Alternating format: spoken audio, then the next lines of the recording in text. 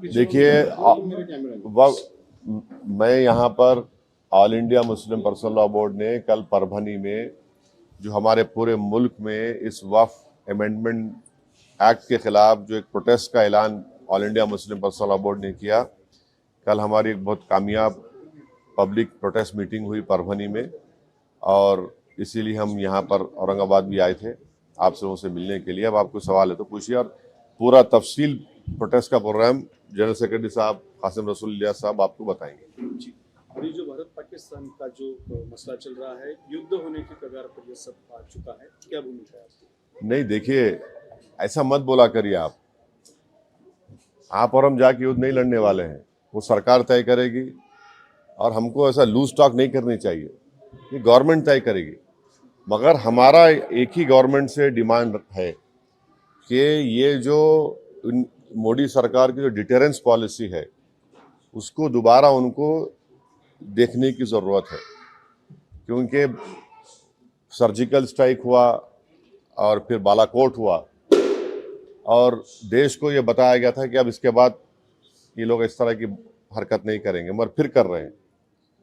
और रीसी एक मुकाम है वैष्णो देवी के पास, पिछले साल जुलाई में 60 टूरिस्ट को मारे थे वहाँ पे।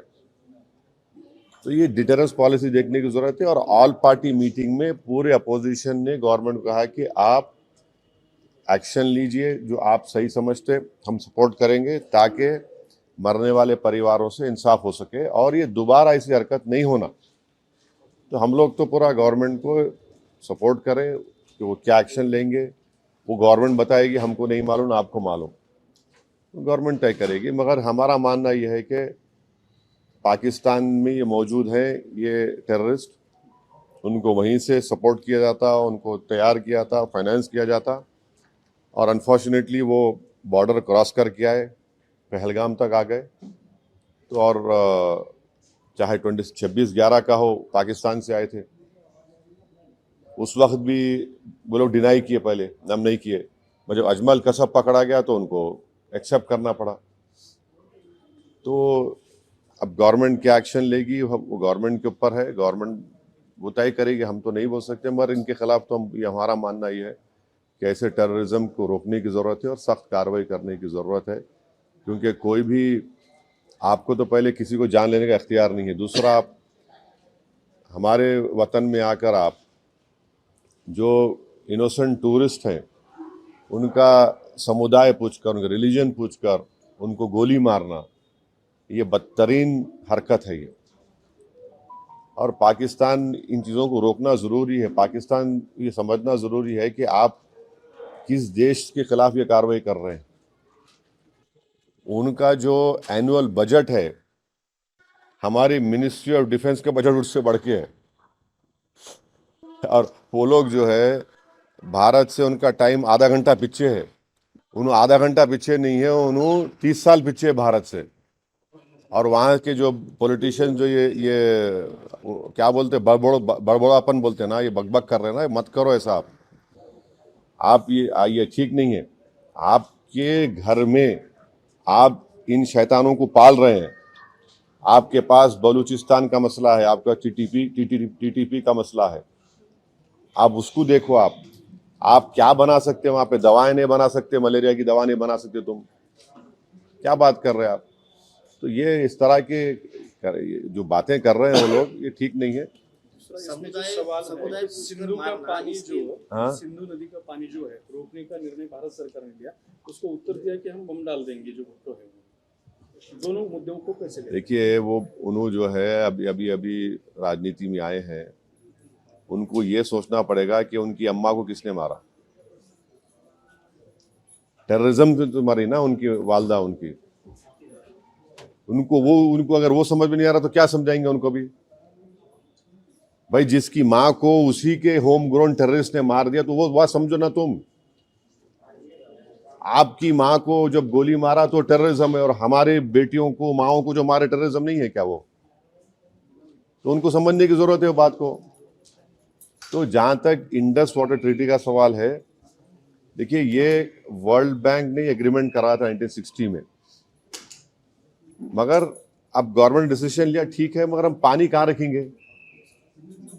पानी कहाँ रखते हैं भाई? पानी रखने की जगह भी तो ना अपने को। तो हमको वो पानी स्टोरेज की जगह बनाना पड़ेगा, पर पानी तो जाना पड़ेगा। तो वो गवर्नमेंट डिसीजन लिया है, ठीक है, हम उस पर गवर्नमेंट का फैसला है।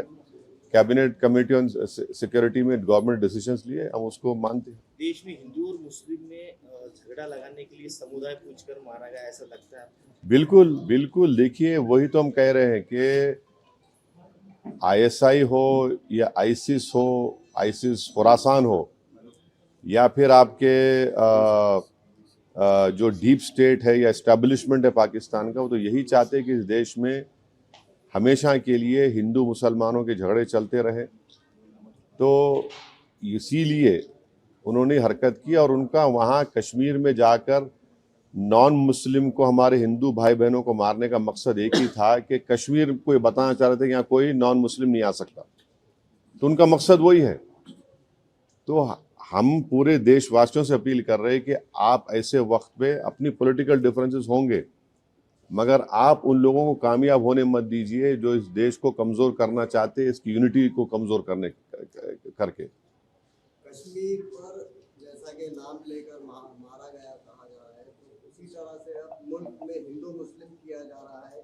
बीजेपी के लीडरान जो है तो नाम लेकर पूछ कर मार रहे हैं। दादर का वाकया सामने आया है। तो ठीक है, वो जो कर रहे, गलत कर रहे, वो लोग मुल्क के मफाद में काम नहीं कर रहे, हम उसका मजम्मत करते, कंडेम करते हैं।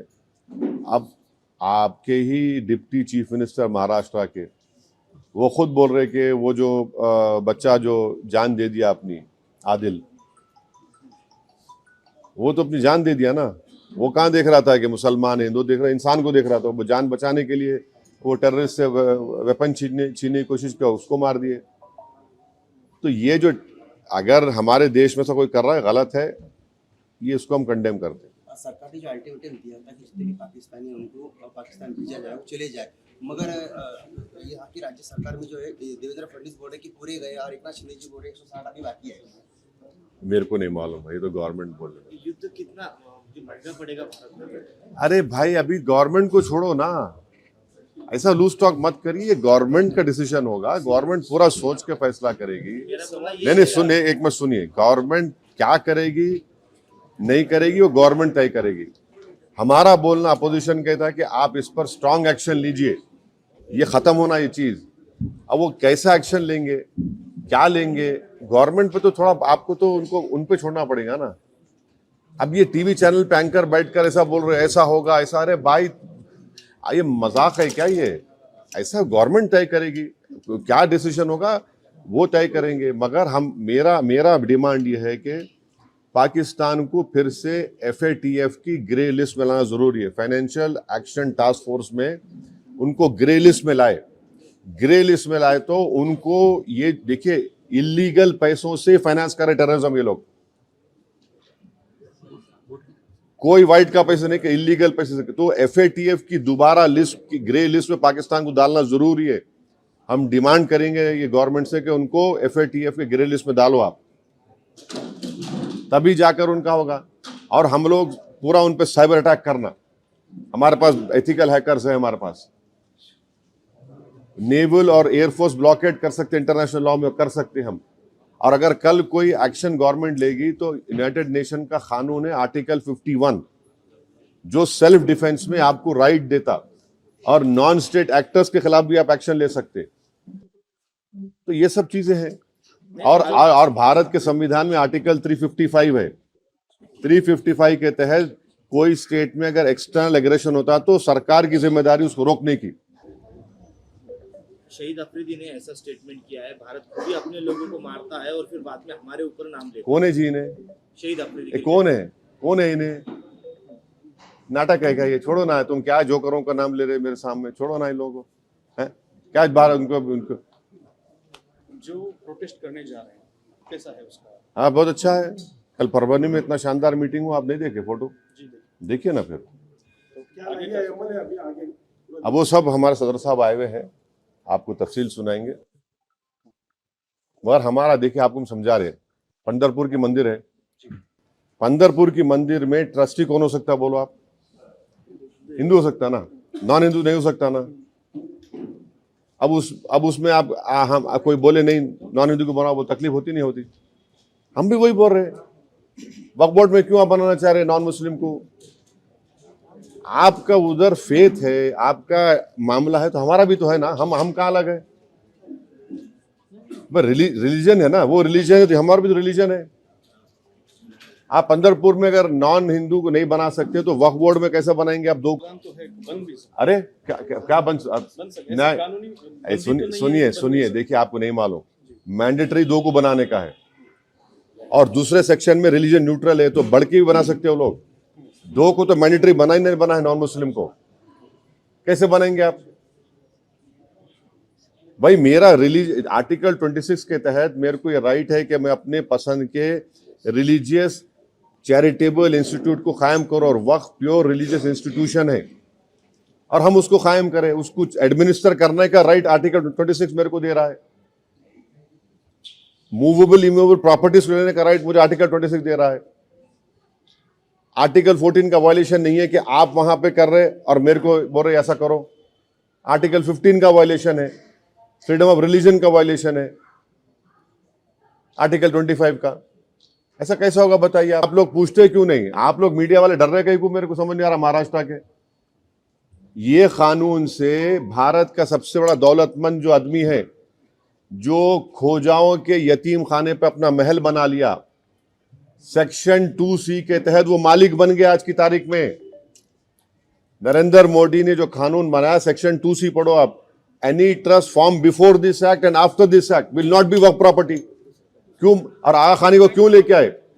आगा खानियों से मोहब्बत पे यहाँ पे नहीं लेके आए। अगर आगा खानियों की मोहब्बत पे लेके आते तो नरेंद्र मोदी जाके जकिया जाफरी से मिलते थे, वो आगा खानी है। ईसान जाफरी को काट के उनके जिस्म को जला दिया गया था। आगा खानियों को इसलिए लेके आए ताकि वो जो ट्रस्ट से वो जमीन खरीदे, यतीम खाने खरीदे, उसको लीगलाइज करना। आप मेरे को बताओ, बीजेपी के पैम्फलेट में लिखा हुआ है कि 70% वक्फ प्रॉपर्टीज पे इंक्रोचमेंट हो गया। अगर 70% है तो आप लिमिटेशन एक्ट अप्लाई करके उनको ओनर क्यों बना रहे? आप ओनर बना रहे ना उनको। आप देखो उनका पैम्फलेट पढ़े आप लोग, एक 4 पेज का, एक 15 पेज का बुकलेट, बकवास लिखे रहे उसमें, खुद अपने आप को वो कर रहे, कॉन्ट्रडिक्ट कर रहे। लिमिटेशन एक्ट का मतलब क्या है? 12 साल जो वहां पे बैठा हुआ है एंक्रोचमेंट करके, उसको आप मालिक बना दिए। आज मालिक बन गया वो। इवैक्यू वक्फ प्रॉपर्टीज है, इवैक्यू वक्फ प्रॉपर्टीज को आप निकाल के गवर्नमेंट कस्टडी में दे दिए, तो वक्फ बोर्ड का नुकसान हो गया ना। आप बोल रहे कि वक्फ वाल औलाद में बच्चों का शेयर मार के नहीं देना। क्या आज हमारे भारत में हिंदू धर्म में अगर सेल्फ एक्वायर्ड प्रॉपर्टी होती है तो आप किसी को भी अपने, अगर आपके 2 बच्चे हैं तो आप किसी एक को पूरा दे सकते या मोहल्ले में किसी को दे सकते, मगर इस्लाम में हम 1/3 से बढ़ के नहीं दे सकते अपने बच्चों में से किसी को भी। विल पावर आपको है, और हम अगर मैं अल्लाह के नाम पे दे रहा हूं। अब मिसाल के तौर पर अगर कोई हिंदू अपना पूरी प्रॉपर्टी दान दे रहा तो उसमें पूछते क्या तू बच्ची का हक मार के दे रहा है? उन्हें बोला नहीं भाई, भगवान को दे रहा हूं, अल्लाह को दे रहा हूं, मैं मेरी प्रॉपर्टी है। संविधान में आर्टिकल 300A है, प्रॉपर्टी आपका है, मैं कुछ भी कर सकता हूं मेरे प्रॉपर्टी। आप बोल रहे नहीं, वो ऐसा नहीं कर सकते आप। तो ये इसमें ऐसे प्रोविजंस है इतने। अच्छा, हम ये जो चला रहे ना प्रोपेगेंडा, बीजेपी हमको बताओ, एक सेक्शन बताओ उसमें जो प्रॉपर्टी तुम लैंड ग्रैबर से निकाल के लाके देंगे। तुम एक सेक्शन बताओ जो यहां से इनकम में इजाफा होगा, बताओ ना। 45 अमेंडमेंट्स हैं, कौन सा उसमें है बताओ जो मुसलमानों के मफाद में? आप तो लूटने के लिए लेकर आ रहे। सेक्शन 3D आप बना दिया, उसमें 3D का बोल रहे, क्या बोल रहे, जो आर्कियोलॉजिकल एंशिएंट प्रोटेक्टेड मॉन्यूमेंट है वो वक्फ नहीं रहेगा। क्या मतलब भाई? आपको मालूम औरंगाबाद आपके शहर में यहां पर अपने क्या नाम था जो वहां से अफ्रीका से आए थे बादशाह का, मलिक अंबर का वो नहीं है, वक्फ नहीं रहा वो। उनकी समाधि, हाँ नहीं रही, वक्फ नहीं रहा वो। कैसा होता बोलो? वो सेक्शन 3D में आप बोल दिए मलिक अंबर की खबर अब वक्फ नहीं है, कैसा बोलेंगे भाई? कई शियाओं के इमाम बड़े हैं, 200 साल पुराने हैं, एंशिएंट है, तो आप बोल रहे नहीं वक्फ की नहीं रहती। कैसा होगा ये? अब कि पंचक्की है, आप पंचक्की बोलेंगे नहीं है, दरगाह नहीं है, वो वक्फ नहीं है क्योंकि ASI का मॉन्यूमेंट है वहां पे। कि आप तो छीन रहे ना हमारे से, बचा रहे कहां आप? कौन सा सेक्शन है बताओ आप। अब आप बोल रहे हैं कि 6 महीने के अंदर पूरा पोर्टल पे चढ़ाओ, कैसे चढ़ा 6 महीने में बोलो आप। जो नहीं चढ़ाए वो वक्फ नहीं रहेगा। एक दूसरा मसला है ERT के अंदर से जो 7वीं की कक्षा में अभी बस, अब वो बस मैं बस बस बस बस बस महत्व का है